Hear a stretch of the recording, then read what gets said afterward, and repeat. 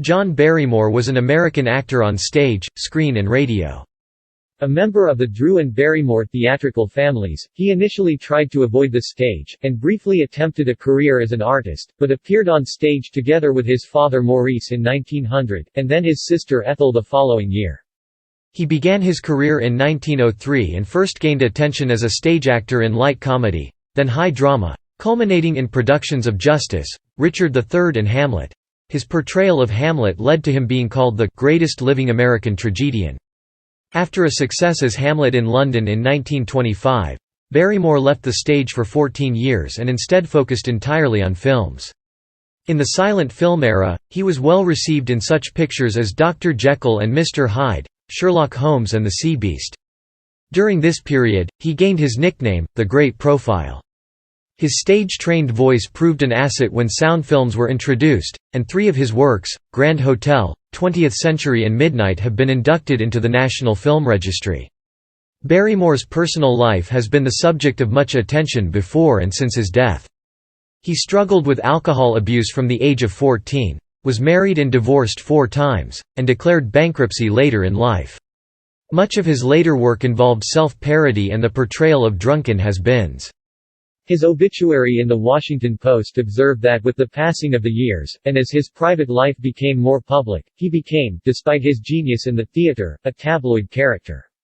Although film historians have opined that Barrymore's contribution to the art of cinematic acting began to fade after the mid-1930s, Barrymore's biographer, Martin Norden, considers him to be perhaps the most influential and idolized actor of his day. Biography. Early life.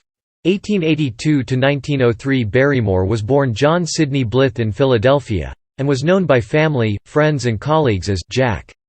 Although the Barrymore family Bible puts his date of birth as February 15, 1882, his birth certificate shows February 14. He was the youngest of 3 children. His siblings were Lionel and Ethel. His father was Maurice Barrymore, an Indian-born British actor who had been born Herbert Blyth, and had adopted Barrymore as a stage name after seeing it on a poster in the Haymarket Theatre in London.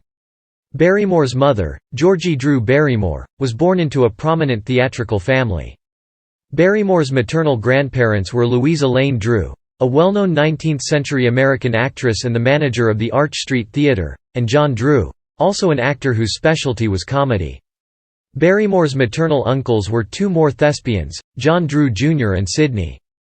Much of Barrymore's early life was unsettled. In October 1882, the family toured in the U.S. for a season with Polish actress Helena Modjeska. The following year his parents toured again with Modjeska but left the children behind. Modjeska was influential in the family, and she insisted that all 3 children be baptized into the Catholic Church.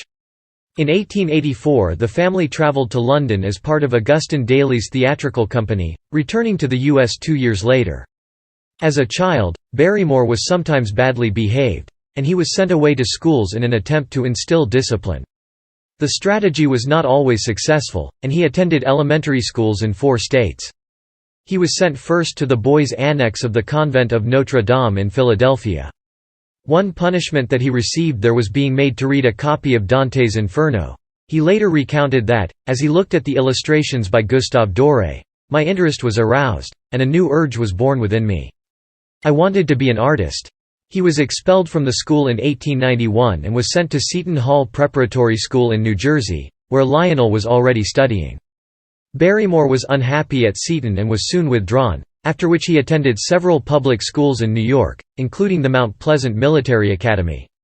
In 1892, his grandmother Louisa Drew's business began to suffer, and she lost control of her theatre, causing disruption in the family. The following year, when Barrymore was 11 years old, his mother died from tuberculosis. Her consistent touring and his absence at school meant that he barely knew her, and he was mostly raised by his grandmother. The loss of their mother's income prompted both Ethel and Lionel to seek work as professional actors. Barrymore's father was mostly absent from the family home while on tour, and when he returned he would spend time at the Lambs, a New York actors club. In 1895, Barrymore entered Georgetown Preparatory School, then located on Georgetown University campus, but he was expelled in November 1897, probably after being caught waiting in a brothel. One of his biographers, Michael A.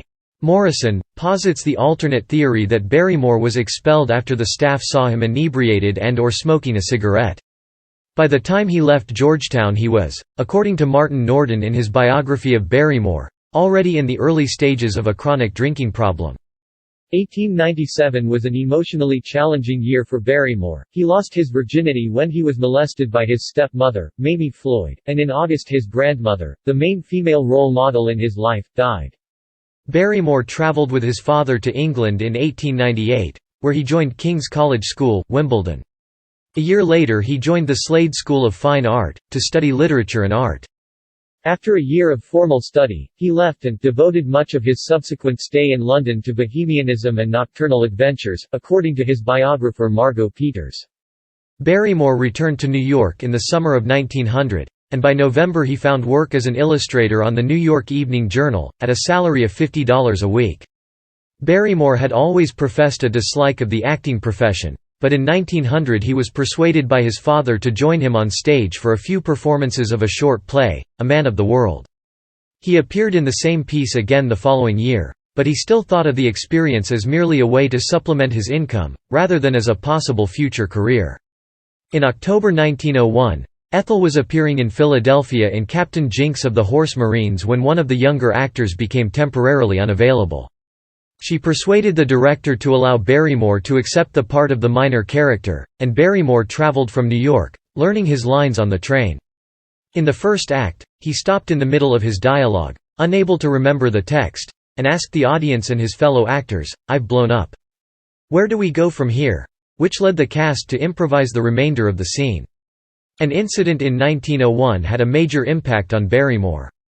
In March, his father had a mental breakdown as a result of tertiary syphilis, and Barrymore took him to Bellevue Hospital.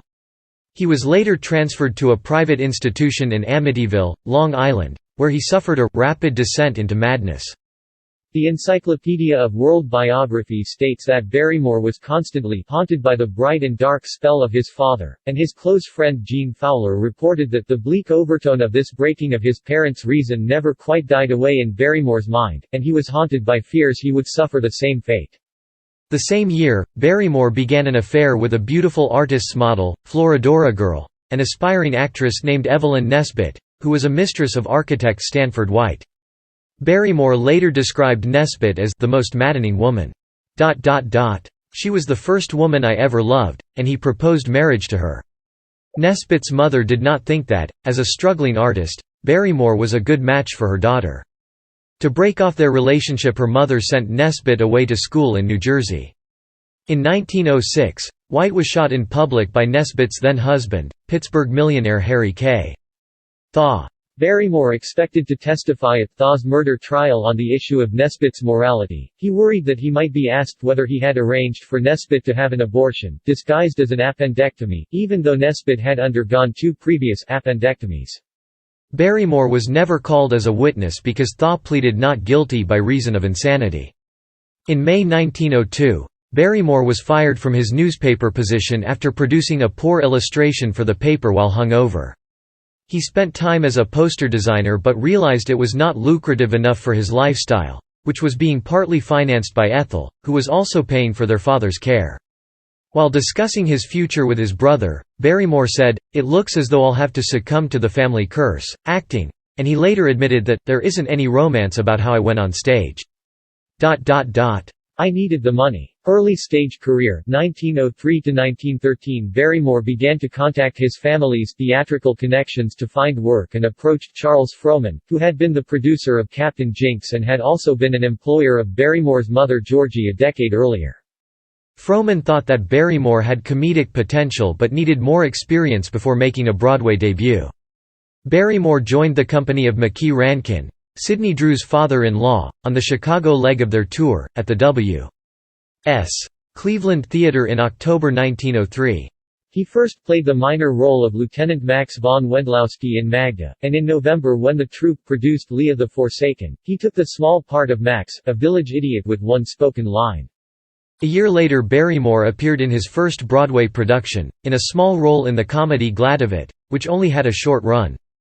Afterwards he played the role of Charles Hyde in the farce The Dictator at the Criterion Theatre, which starred William Collier.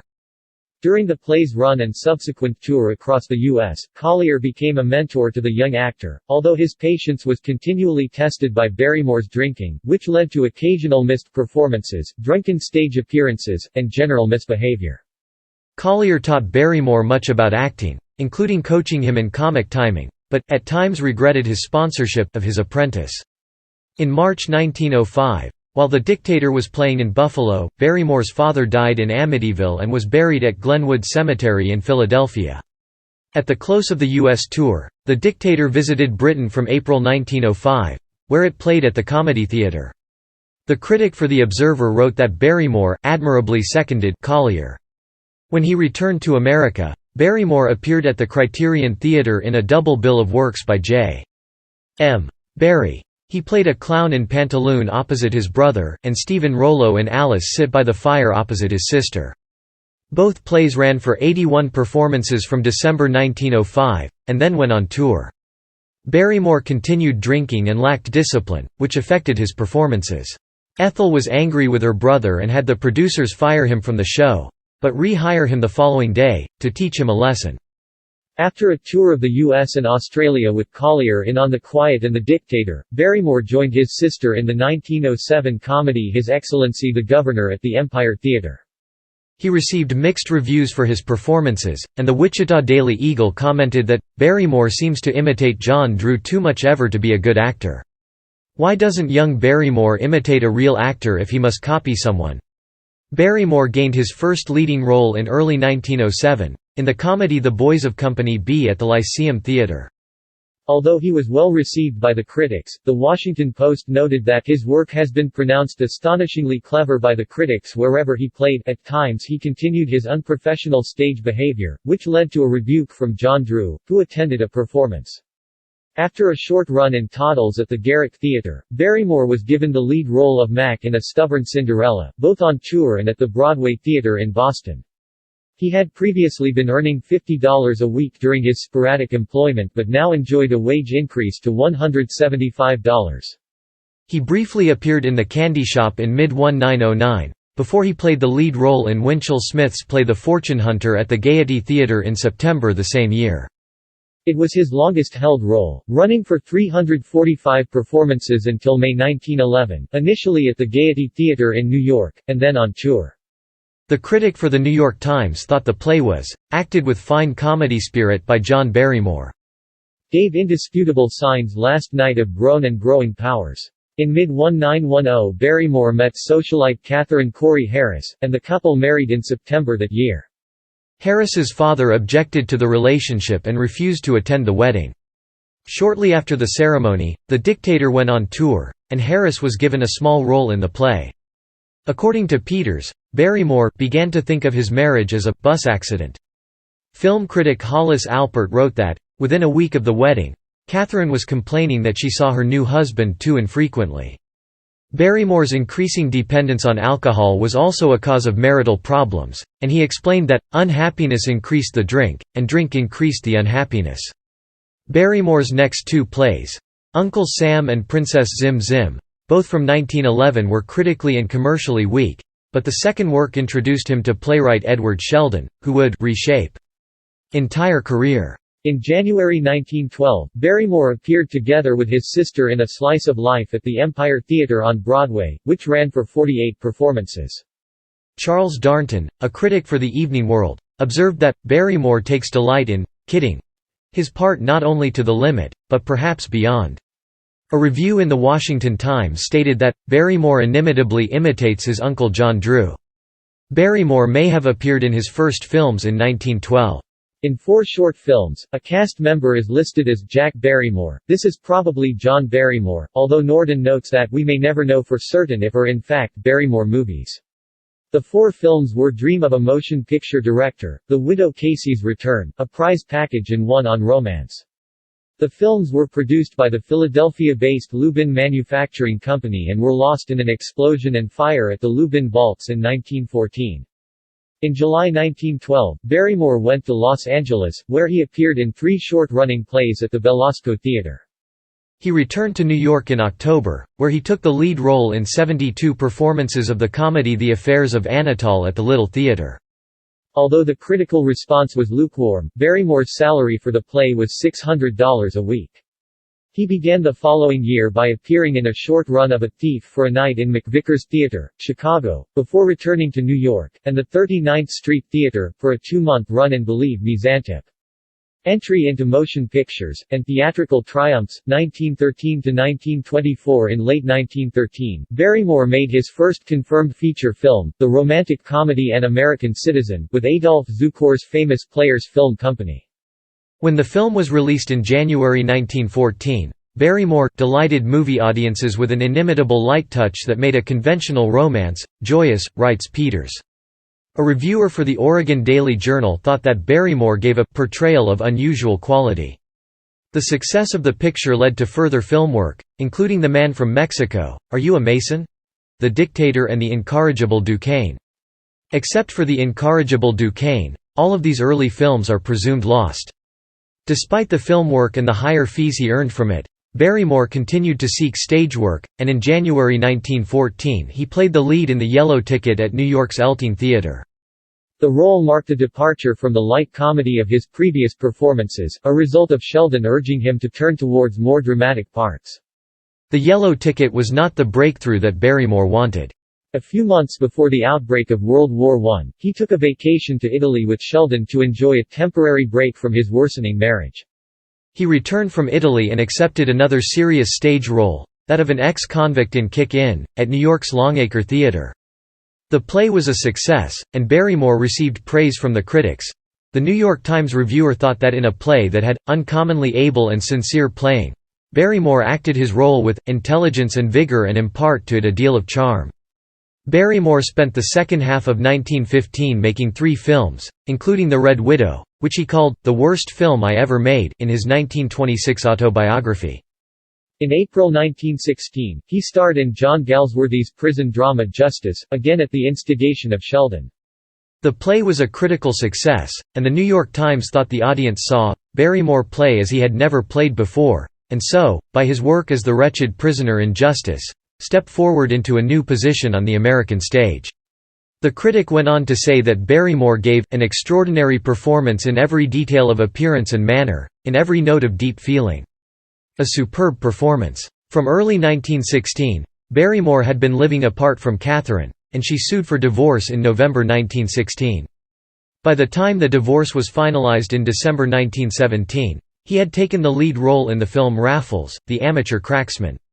He had also tried to enlist in the U.S. Army following the country's entry into World War I. But Army doctors discovered that he had varicose veins, and he was not accepted for military service. For over a year beginning in April 1917, he appeared together with Lionel in a stage version of George du Maurier's 1891 novel Peter Ibbotson. The play and the 2 Barrymores were warmly regarded by the critics. Around this time, Barrymore began a relationship with a married mother of 2, Blanche Ulrichs, a suffragist from an elite Rhode Island family with what Peters calls anarchistic self-confidence. Ulrichs also published poetry under the name Michael Strange. While their relationship began in secret, it became more open after Ulrich's husband was commissioned into the army and then posted to France. Both Ulrichs and Sheldon urged Barrymore to take on his next role, Fedya Vasilyevich Protasov, in Leo Tolstoy's play Redemption at the Plymouth Theatre. The critic for the New York Times felt that, although Barrymore's performance was marred by vocal monotony, overall the performance was a distinct step forward in Mr. Barrymore's artistic development. There is probably not another actor on our stage who has a temperament so fine and spiritual, and art so flexible and sure. In 1918, Barrymore starred in the romantic comedy film On the Quiet. The Iowa City Press-Citizen considered the film superior to the original Broadway performance. In 1919, Barrymore portrayed a struggling lawyer in the film adaptation of the Broadway show Here Comes the Bride, which he followed with The Test of Honor. The latter film marked his first straight dramatic role on screen after years of performing in comedy dramas. Later that year, when Barrymore again appeared on stage with Lionel in Sem Bonelli's historical drama The Jest, audience members agree that the American stage had never witnessed finer acting, according to Peters. Alexander Woollcott, writing in the New York Times, thought that John and Lionel Barrymore hold spellbound each breathless audience, and he commented that Barrymore contributes to that appeal by every step, every hand, every posture of a body grown unexpectedly eloquent in recent years. In November, Barrymore began filming Dr. Jekyll and Mr. Hyde, playing the dual leading role, and the film was released in theaters the following year. Wids Daily thought that, "It is the star's picture from the very outset, and it is the star that makes it," going on to say that Barrymore's portrayal was "a thing of fine shadows and violent emotions." The Washington Post was in agreement, and considered the performance to be "a masterpiece," and "a remarkable piece of work." The film was so successful that the U.S. Navy used stills of Barrymore in its recruiting posters. After planning for over a year, largely in secret, Barrymore played his first Shakespeare part, the title role in Richard III. Conscious of the criticism of his vocal range, he underwent training with Margaret Carrington, the voice and diction trainer, to ensure he sounded right for the part, and the pair worked together daily for up to 6 hours a day for 6 weeks. After the debut in March 1920, the critics were effusive in their praise. The Washington Herald observed that the audience were held by the sheer power of Barrymore's performance, which was remarkable for unexpected vocal richness, while Woollcott, in the New York Times, thought the performance marked a measurable advance in the gradual process of bringing technical fluency abreast with his winged imagination and his real genius for the theater. Although a commercial and critical success, the play closed after 31 performances when Barrymore collapsed, suffering a nervous breakdown. Since appearing in Redemption he had worked ceaselessly, appearing on stage in the evenings, while planning or rehearsing the next production during the day, and by the time he appeared as Richard, he was spending his daytimes filming Dr. Jekyll and Mr. Hyde. He spent 6 weeks recuperating under the ministrations of his father's friend, wrestler William Muldoon, who ran a sanitarium. During the summer of 1920, Ulrichs became pregnant with Barrymore's child, and a quick divorce was arranged with her husband, which left her and Barrymore free to marry in August that year. A daughter, Diana Barrymore, followed in March 1921. Soon after the birth, he began rehearsals for Claire de Lune, which his wife had adapted from Victor Hugo's 1869 novel The Man Who Laughs. Barrymore persuaded Ethel to play the role of the Queen. It was the first time the two had appeared on stage together in over a decade. The play was a critical flop, although the presence of the siblings ensured that it ran for over 60 performances. In 1921, Barrymore portrayed a wealthy Frenchman in New York in the film The Lotus Eater, with Colleen Moore. In September, Barrymore and Ulrichs went to Europe on holiday. Cracks were appearing in their relationship, and she fell in love with a poet during their extended stay in Venice.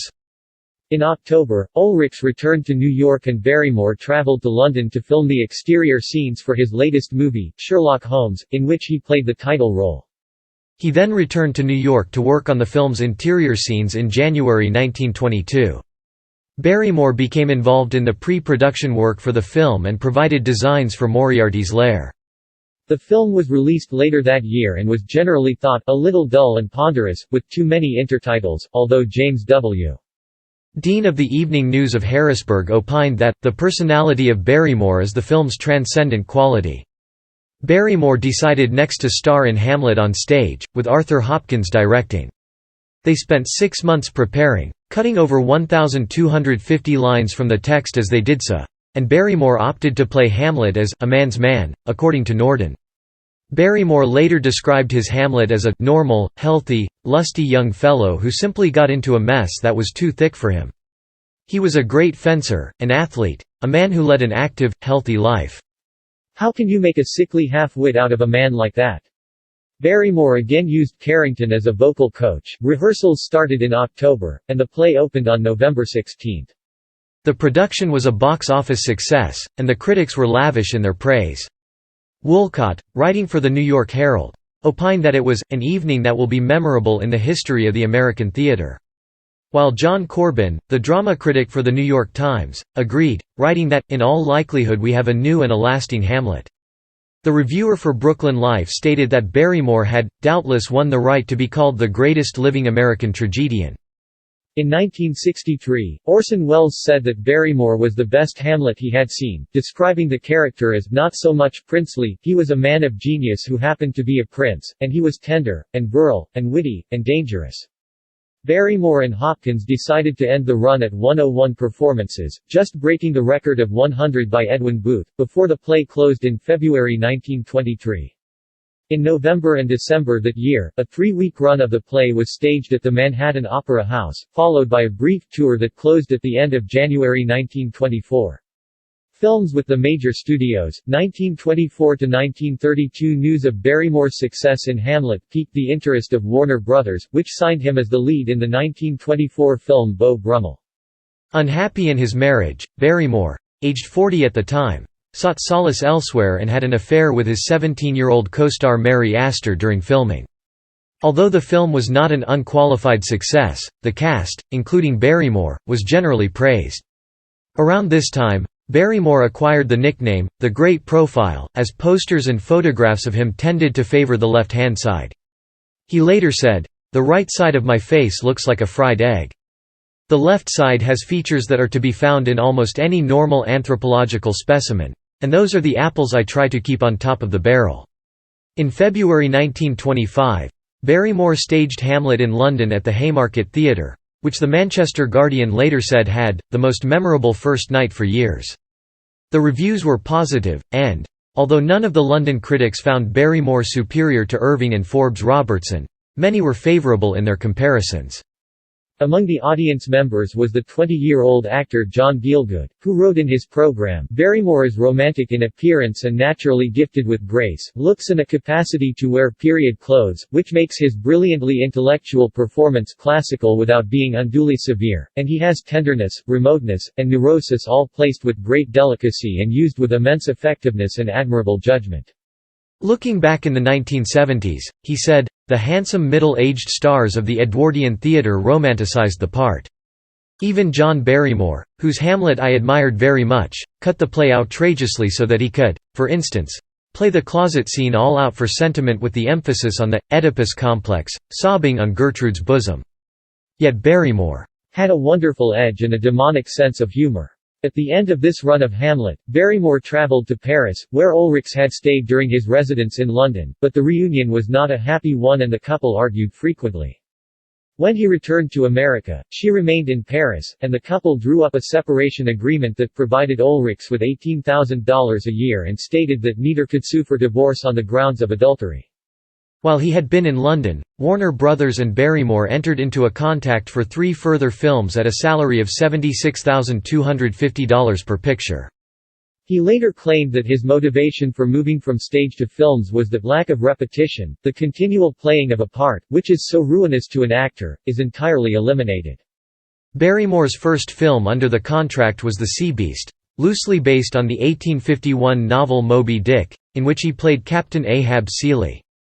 This was one of the biggest moneymakers of the year for Warner Brothers.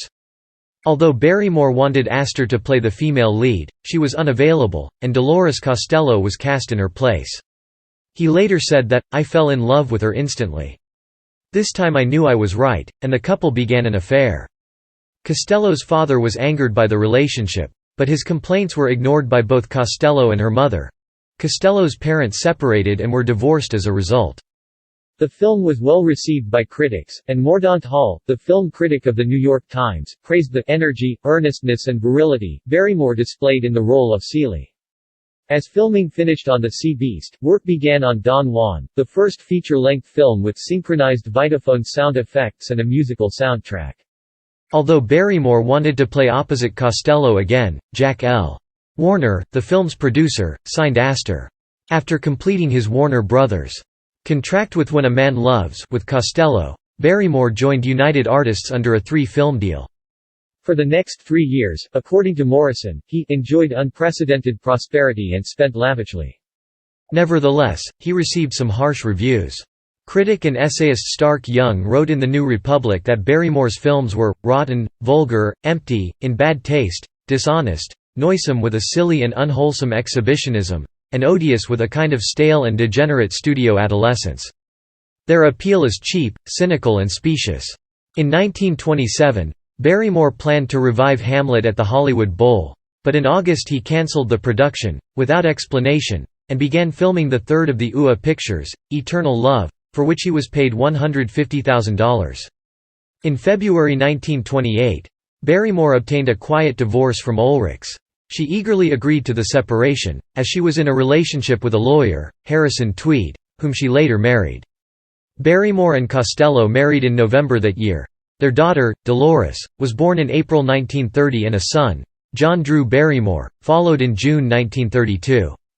Barrymore purchased and converted an estate in the Hollywood Hills into 16 different buildings with 55 rooms, gardens, skeet ranges, swimming pools, fountains and a totem pole.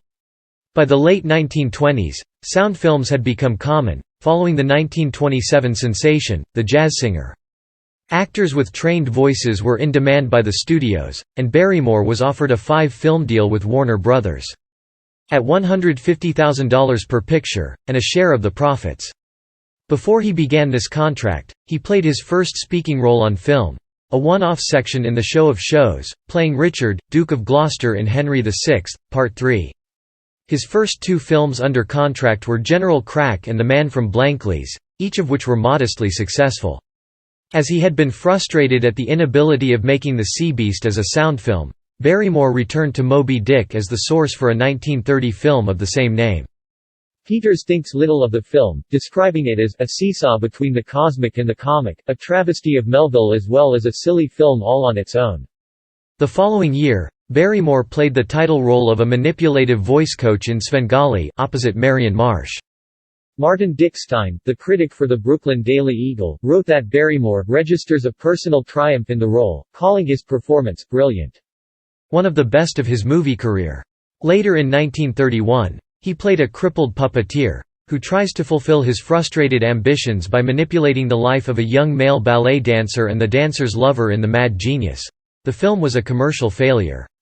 With disappointing box office returns from their 5-film deal, Warner Brothers decided not to offer Barrymore a contract renewal. Instead, Barrymore signed a non-exclusive contract with Metro-Goldwyn-Mayer and took a $25,000 salary cut per film. Years of transition. 1932 to 1936. Barrymore's first film for MGM was the 1932 mystery Arsène Lupin, in which he co-starred with his brother Lionel. In the New York Times, Hall called Barrymore's performance admirable, and wrote that it is a pleasure to see again in something in a lighter vein.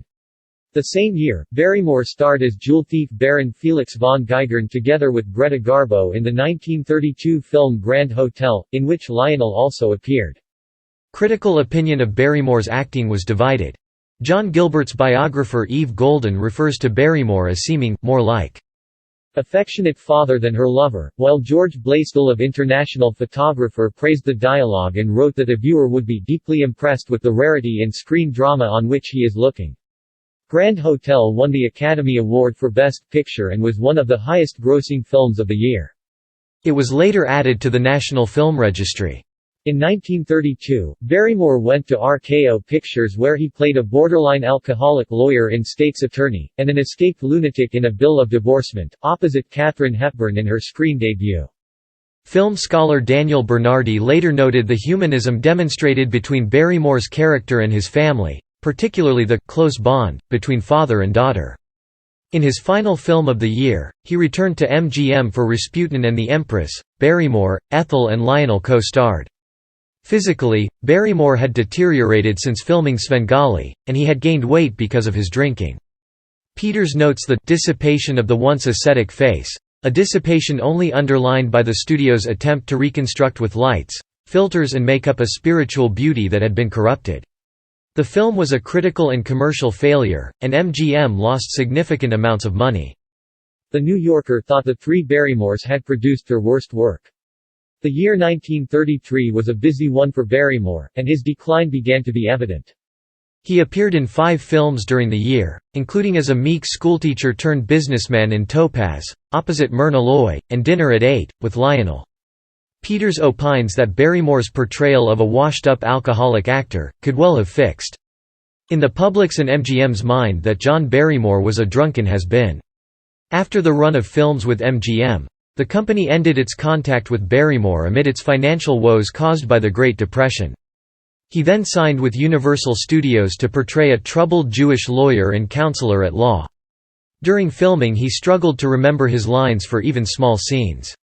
Filming was stopped on one occasion after more than 25 takes when he struggled to recall the right lines. It was a problem with which he began to suffer regularly. Despite the problems, Norton believes that this was one of his best film performances.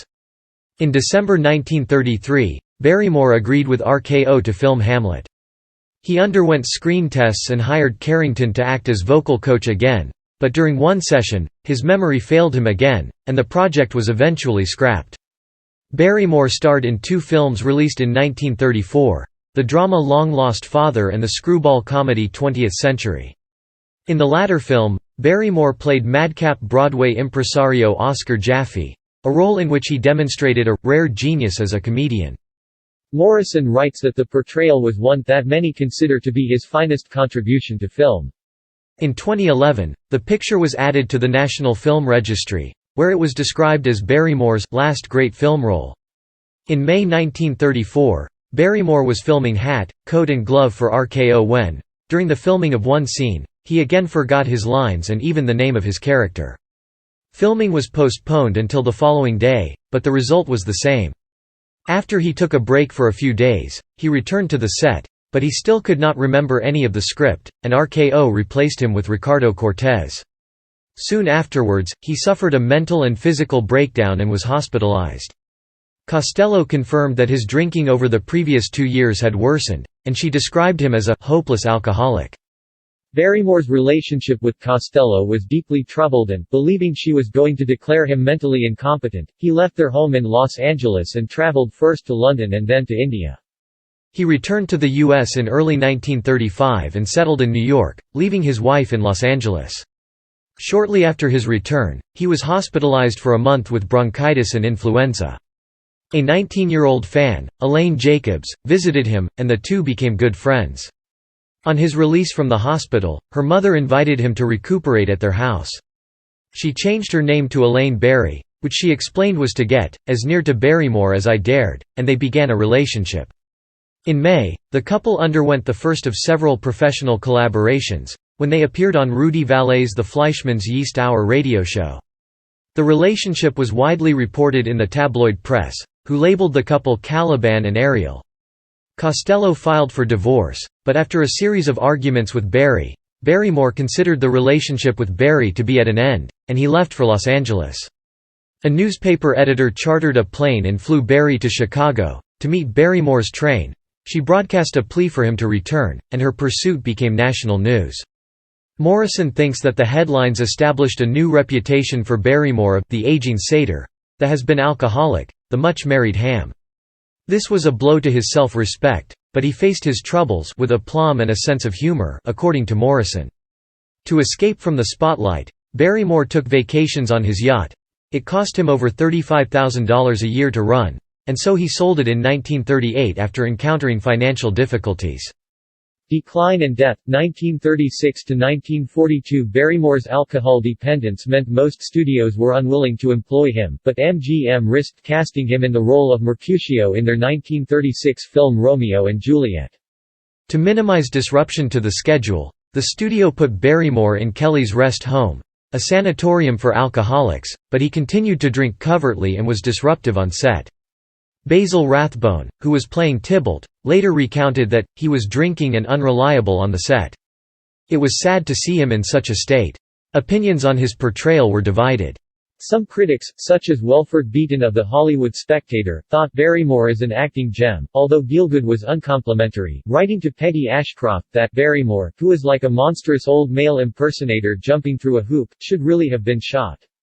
Word about Barrymore's problems on and off the set spread around the industry, and he did not work on another film for over a year until he had a supporting role in the musical film Maytime. His divorce from Costello was finalized in October 1936, and he married Barry in November the same year. The couple had a heated argument in public shortly afterward, and he again spent time in Kelly's Rest Home and Hospital, which cost him an average of $800 daily, draining his finances. When he came out, he collapsed on the Maytime set. On January 15, 1937, he was served with divorce papers, and a month later he filed for bankruptcy protection, with debts of $160,000. The divorce was granted in April, but the couple reconciled before it was finalized. Barrymore decided to work on more Shakespeare roles. In June 1937, he signed with NBC Radio to produce a series of 6 episodes under the name Streamlined Shakespeare, which also featured Barry. The first program was Hamlet, which was well received by critics. The New York Times commented that Shakespeare's lines uttered dramatically by the voice of John Barrymore sweep through the ether with a sound of finality. It seems that they are his words and no one else could speak them with such lifelike force. Peters disagrees, however, and considers that, because he was desperate, he pressed too hard and ended by caricaturing, not capturing, his great Shakespearean acting. Throughout the NBC series, Barrymore had been reliable, sober and responsible, and the studios reacted positively with offers of work. This led to appearances in 9 films in 1937 and 1938, including as Colonel Nielsen in 3 Bulldog Drummond films, and roles in True Confession and Marie Antoinette. He was offered predominantly supporting roles, but he worked conscientiously on the films and as a result was able to honor his debts. His memory was still problematic, and he used cue cards as an aid. His fellow actors and the directors of the films were sympathetic to his condition. When he filmed his last serious role, Gregory Vance in the 1939 film The Great Man Boats, the director, Garson Kanin, ensured that the cast and crew addressed him as Mr. Barrymore, as a mark of respect. Barrymore and his wife both appeared in supporting roles in the 1939 screwball comedy Midnight, her only film role. The New York Times thought the film was one of the liveliest, gayest, wittiest and naughtiest comedies of a long hard season, and that Barrymore, the Garrick of eyebrow batting, rolls his phrases with his usual richly humorous effect. The film was inducted into the National Film Registry in 2013. Barrymore and his wife appeared together in the stage farce My Dear Children, which opened in March 1939 at Princeton University's McCarter Theatre. He played the lead role, Alan Manville, an aging hammy Shakespearean has-been. Because of his failing memory, Barrymore ad-libbed constantly throughout the show. In some points the new additions were an improvement, but he also greeted friends in the audience, and used profanities freely. Nevertheless, the show was a success. Life magazine wrote that, people flock to see, not for polished performance, but because he converts the theater into a rowdy histrionic madhouse. Sometimes he arrives late. Sometimes he is tight. Usually he forgets his lines. But he always puts on a great show. When the show reached Broadway, Life wrote that, Barrymore's return to Times Square was a huge professional triumph. Brooks Atkinson, writing for the New York Times, thought that Barrymore was still the most gifted actor in this country. Although he has recklessly played the fool for a number of years, he is nobody's fool in My Dear Children but a superbly gifted actor on A Tired Holiday. Barrymore and his wife continued to argue during the play's run, and she left the play part way through the tour. They attempted a reconciliation when the production reached New York, but the couple divorced in late 1940. In 1940, Barrymore appeared in The Great Profile, a spoof of his life in the months prior to My Dear Children. Barrymore played Evans Garrick, closely modeled on his own experience, and Mary Beth Hughes played his wife. The critics reacted harshly to the film, and to Barrymore's association with it. The New York Times wrote that, as a play it is a feeble thing, hardly matching the spectacular public accounts of his amours. For all of Mr. Barrymore's shenanigans and devastating wit, The Great Profile is more than a little pathetic. In the winter of his discontent, Mr. Barrymore is selling his talent at cut rate. Worse was to come in his final film, Playmates, which amply illustrated the depths to which he had fallen. He played an alcoholic Shakespearean ham named John Barrymore. In October 1940, Barrymore returned to the NBC radio network to work on Rudy Vallée's show, now called The Sealtest Show. Barrymore recorded 74 episodes of the program, continuing in the vein of self-parody, with jokes about his drinking, declining career and marital issues. On May 19, 1942, while recording a line from Romeo and Juliet for the show, Barrymore collapsed. He was taken to the Hollywood Presbyterian Hospital and died there on May 29, from cirrhosis of the liver and kidney failure, complicated by pneumonia. Shortly before his death, Barrymore returned to the faith of the Catholic Church. Although Errol Flynn's memoirs claim that the film director Raoul Walsh borrowed Barrymore's body before burial to leave his corpse propped in a chair for a drunken Flynn to discover when he returned home, Gene Fowler, a close friend of Barrymore, stayed with the body all night and denied the story. However, in a 2020 interview on YouTube show Hot Ones, Drew Barrymore, John Barrymore's granddaughter, confirmed that the story was true. Barrymore was buried at Calvary Cemetery in Los Angeles on June 2. In 1980, Barrymore's son had his father's body reinterred at Philadelphia's Mount Vernon Cemetery. Legacy. The New York Times obituary stated that during the period when Barrymore's performed Injustice, Richard III and Hamlet, the actor, was accepted by most critics as the foremost English-speaking actor of his time. Equipped both by nature and by art. The Washington Post agreed, noting that during his stage triumphs and early years in film, he was the great profile, the darling of the royal family of the stage. Many of the obituaries made the point that Barrymore fell short of his potential. The Manchester Guardian thought that he might with some self-discipline have added his name to the list of truly great actors. Yet he dissipated his energies.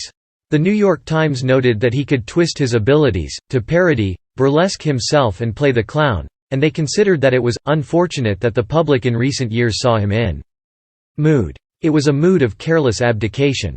The Washington Post observed that, with the passing of the years, and as his private life became more public, he became, despite his genius in the theatre, a tabloid character. According to Morrison, Barrymore's stage portrayals of Richard III and Hamlet were a model for modern performances of these roles. His interpretation along psychological lines was innovative, and his dynamic portrayals changed the direction of subsequent revivals. Barrymore's natural acting style reversed the stage conventions of the time, his colloquial verse speaking introduced to the stage the vocal manner of a post-war gentleman.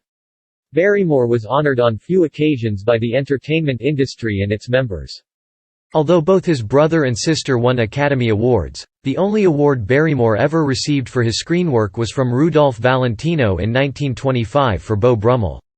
Valentino created an award in his own name and felt that his fellow actors should receive accolades for their screen work.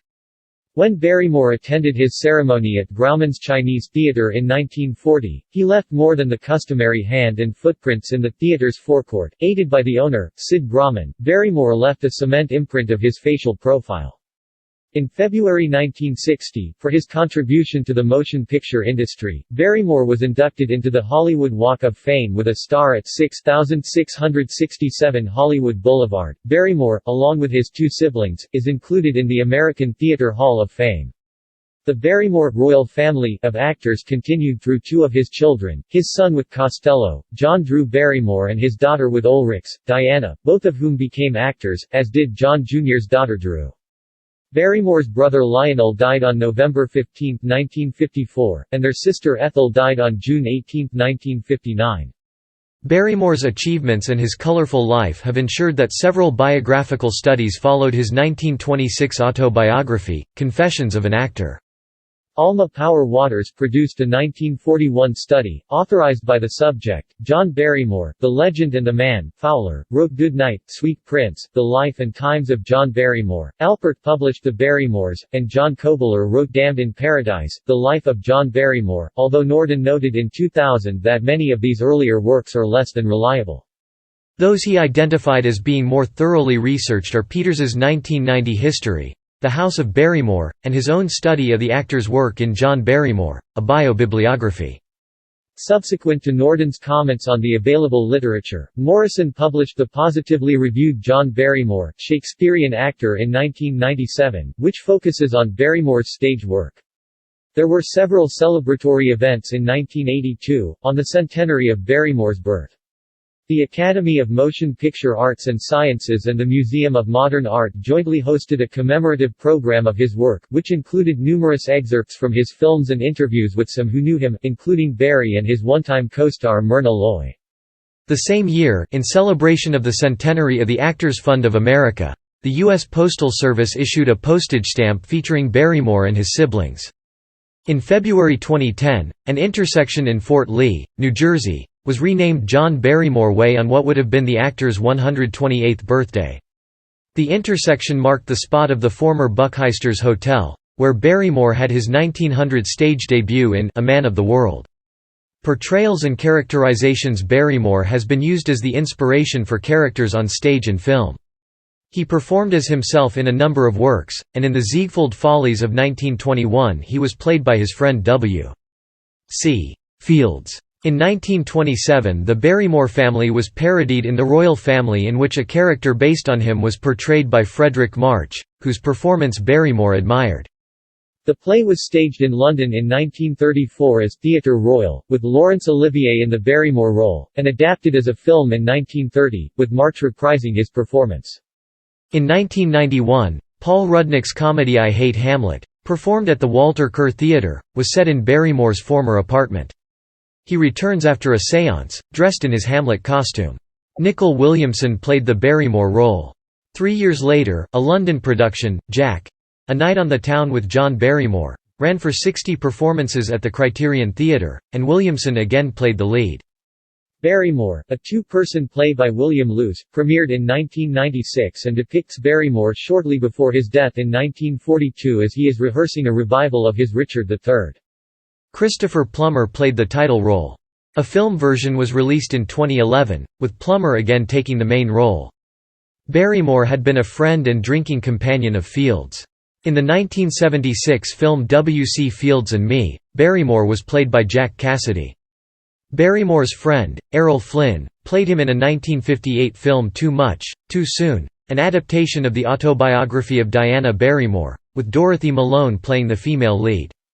Howard Thompson, the film critic of The New York Times, wrote that, Flynn, as the late John Barrymore, a moody, wild drinking ruin of a great actor, steals the picture, lock, stock and keg.